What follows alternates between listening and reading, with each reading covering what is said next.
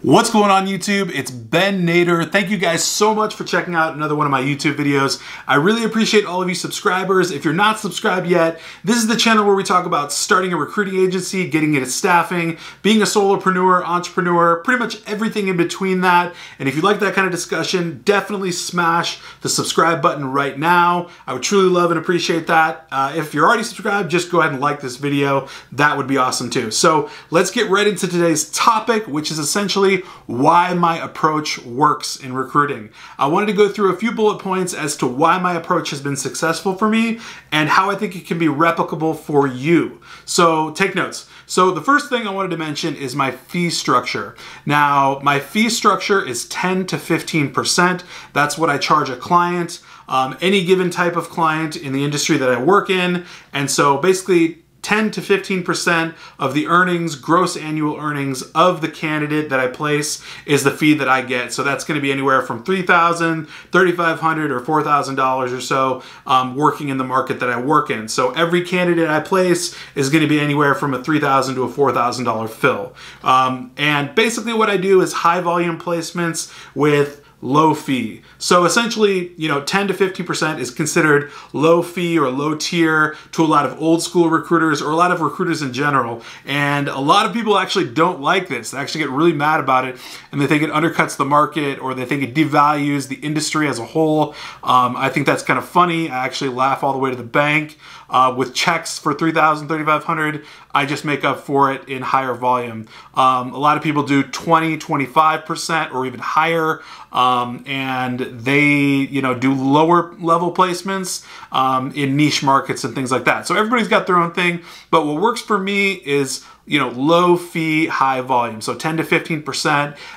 And the reason I think a lot of that's working for me right now is, unemployment's at an all-time low. There's tons of people getting into the recruitment space, especially on a solopreneur basis like myself. And so with that being the case, you've got to compete. You've got to make sure that you're a magnet for clients and that people want to come back to you and that you're getting referrals and all sorts of things like that. So being at 10 to 15%, I think it's a very safe place to start. And I credit that with, a lot of success that I've had starting my agency, growing my agency, doing 6 figures in 6 months. The first 6 months I started, being in that fee structure, I think is super big. So that's one main element of why my approach works. The second biggest thing is my value delivery or my value proposition. So basically, to put it in a nutshell, I treat a client that I charge 10% the same way that I would treat a client I would charge 25%. So I'm delivering value across the board the same way to any client at any time in any industry or any particular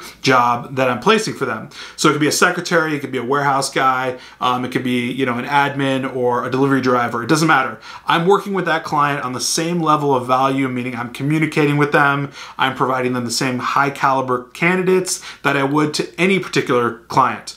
And that goes a long way. So your value proposition is everything, right? So, when you're in recruiting, especially solo, setting up your own agency, the value you provide is what they're buying, right? So they're not buying, your words and how you talk about it and what you, say you can do for them or all of that. They're buying what they actually get, which is the value. And so being that I deliver value across the board the same way that I would deliver to a 25% paying client to a 10% client is, invaluable, basically. Because, doing that is basically giving someone, the most bang for their buck that they can get. And by doing that, you're going to retain them, you're going to get referrals and all sorts of stuff like that. So the value proposition that I bring to the table is why I think my approach works a lot as well. So I think that's super big, and I think that everyone should be, delivering value across the board the same way they do to clients no matter what, whether you're working on a 10% contingent or a 25% contingent.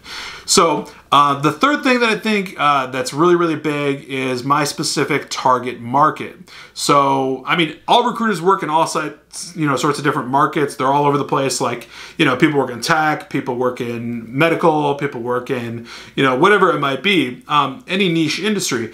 I specifically work in general labor. So generic industries, transportation, production, warehousing, administration, think general, low-skilled, low-tier labor, basically. I like to just say that it's general labor. It's pretty much positions that most people can do.